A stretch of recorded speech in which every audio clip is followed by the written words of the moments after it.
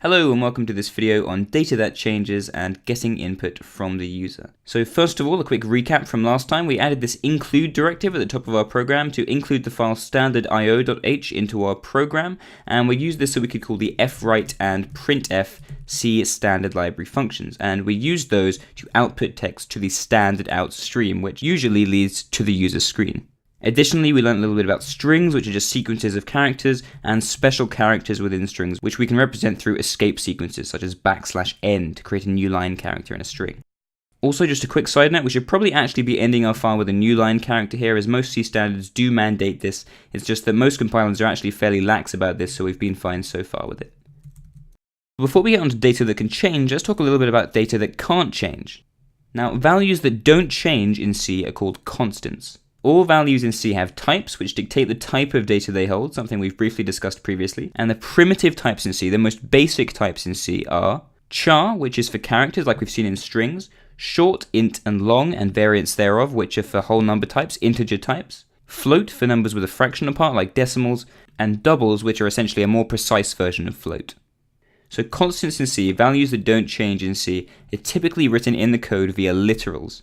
These are just pieces of syntax which denote values of certain types. For example, we can write character literals by just writing the character or the escape sequence surrounded in single quotes. Integer literals by just writing the number, as we've seen with return 0, where we just write the number 0. We can write float literals by writing a number with a decimal point in followed by an F postfix. We can write double literals by just writing a number with a decimal point in it, and we've discussed string literals using double quotes already. Note, however, that strings weren't in the list of primitive types that I read earlier, and this is something we'll discuss in more depth in future. Now, we can operate on values in C aside from using functions by using operators. For example, the plus, minus, divide, and multiply integer operators. For example, if we get rid of these function calls here, we can just return something like 5 plus 2, and the plus operator there will make sure the integer 5 gets added to the integer 2, and then that value gets returned from our main function. So let's try that out. If we compile and then run, we can see the return value was indeed 7. And we can actually output non-string data, such as integers, to the screen using powerful features of Printf, which will do the conversions, for example, from the number 7 to the ASCII character value for the number 7 to be output as text to the screen for us. So we can try this if we go back to returning 0 and have a printf call here. So this is something like what we had previously. It turns out this string we passed to printf is actually called a format string, and we can use what are called format specifiers within this to insert other data within the string. For example, first of all, let's just change this text here, and then if we type %d, that is the printf format specifier for an int type. And then we can just specify the integer we want to put in place of this %d as a parameter, and printf will perform the required calculations to make this into one string and send this to standard out. For example, let's specify the parameter 7 minus 2. If we compile that and run it, we will see, great, we get number 5 outputted. The %d format specifier was replaced by a string representation of the number 5, which we passed in as a parameter to the printf function via the integer calculation 7 minus 2. So in contrast to constants, variables are essentially just values which can change. A storage location, typically in RAM or in registers, is associated with a name to store a particular type of data, and this is called a variable. We do what's called declaring a variable to define it and reserve space for it. We do this by typing the type of the variable, for example int or long or short or char or float or double, followed by what we want the name of the variable to be within some naming rules, so I'll just call this one variable, and then a semicolon to end the declaration. Now we've declared this variable, we can actually refer to it anywhere by name, so we could return variable here instead of 0 if we wanted. But note that even though we've reserved the space for this variable, we have no guarantees about its contents at current. It could contain literally any value. So we should probably set the value at the storage location backing the name variable, in this case, to some specific value. And we can do this using the assignment operator or the equals operator. So we can just write the name of the variable, then the assignment operator, the equals operator, and then the value we want to set it to. In this case, let's just set it to the value 5, and then we have a semicolon to end the assignment. And if we try this now, we should see that it returns the value 5, because we declare an int variable named variable. We then set its value for the first time to the value 5, and this is called initializing the variable. So we initialize the variable called variable to the value 5, and then we return the value at the name variable, which should be 5. So let's try it. If we compile and run and check the return value, awesome, it's 5.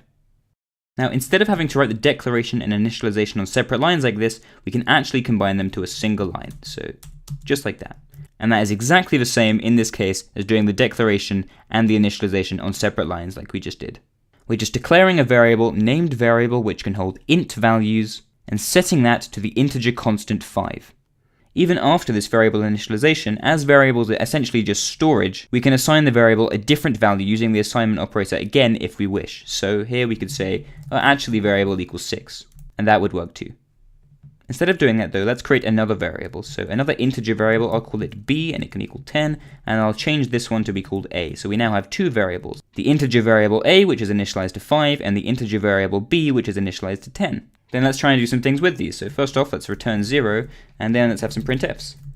And let's printf the addition of these, the subtraction of these, the multiplication of these, and the division of these. So a plus b equals %d, and then we'll actually do the expression a plus b. So here we're printing the string a plus b equals, and then we've put this format specifier %d to represent we want some integer value to be put there by printf, and then we pass in the actual parameter a plus b, which works just like it did on constant, so it's going to add the value a to the value b. So 5 add 10, that's going to pass in the value 15 to printf, which will then put the value 15 into string form and put it into our string to hopefully print the string to the screen, a plus b equals 15.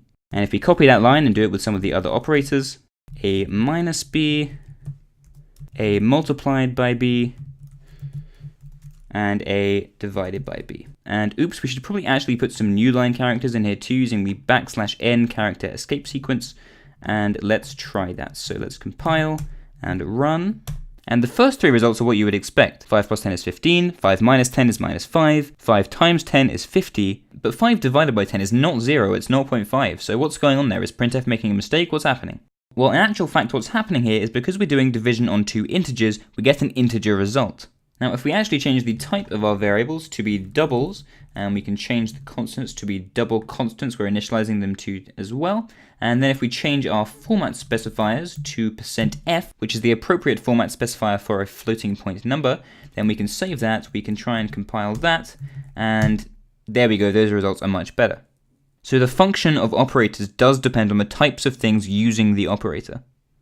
Note, by the way, that if we try and do something crazy here, like returning a string, even though the return type of our main function is int, then we're going to actually get an error at compile time, not when we run the program, but when we try and compile the program.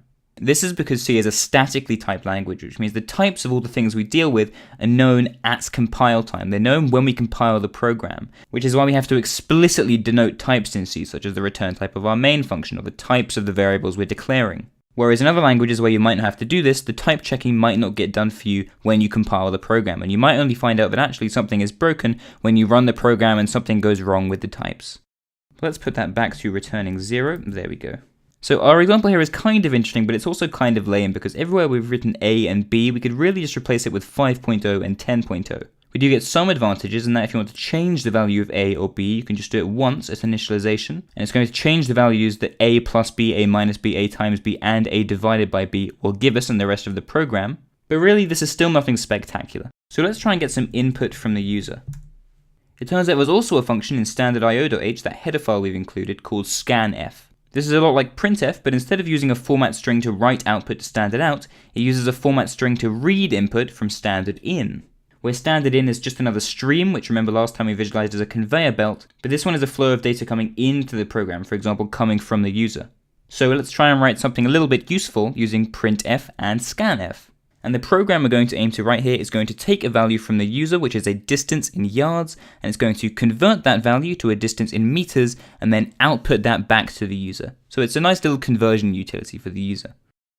So first off, let's declare a variable to hold the number of yards that the user has input. So we can make this an int, and let's just call it yards. And then let's use scanf to get some input from the user and put that into our yards variable. Which is why we don't need to initialize the yards variable here, because scanf is going to assign a value to the yards variable.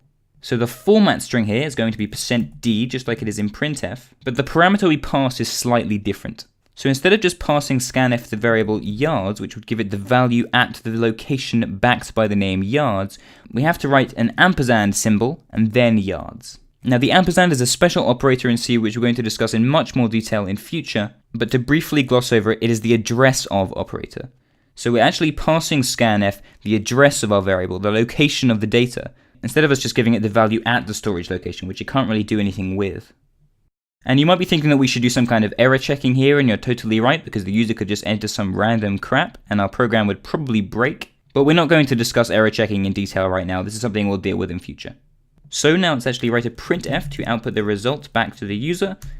And let's make our format string %d yards is %d meters. And let's end that with a new line character. So I'm going to put the yards number in first and then the meters number in second. So first of all, let's give it the value at yards, and then let's do the conversion.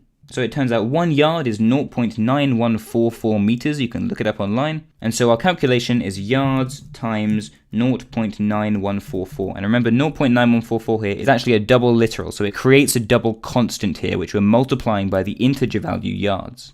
And the result of this operation is actually going to be a double, so we can change our format specifier here to a %f. And if we try this, it should work. So we can compile, we can run, we enter some values. So okay, let's say 250 yards. And it's saying, okay, 250 yards is 228.6 meters, 228.6 meters. And that's correct. It would probably be good if we can actually prompt the user for some input though, instead of just hoping they type in a number. So let's do that using printf as well. Printf, and we can just say, enter a number of yards.